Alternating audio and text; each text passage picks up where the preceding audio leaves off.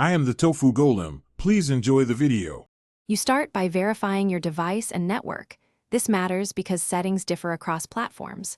Next, install a reputable VPN app or browser extension and sign in. Use a strong password. Once installed, open the app and enable the kill switch to prevent leaks. Make sure split tunneling is off unless you need it. Then select a nearby server for performance and press connect.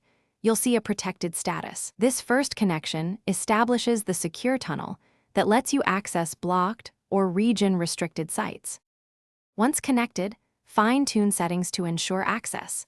Switch server locations to the country where the website is available because geolocation determines reachability. Make sure your protocol is modern WireGuard or OpenVPN for a balance of speed and security, and run an IP and DNS leak test so your real location isn't exposed. Then clear browser cache or open a private window. This removes stored location cookies that could block access. If a site still refuses connection, try a different server in the same country and wait. To finish, navigate to the target website and confirm content loads as if you were in the chosen country.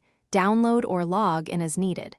If the site detects and blocks your VPN, change the protocol or enable obfuscation or stealth mode to hide VPN traffic. Once done, make sure device date and time are correct because mismatches can break secure connections.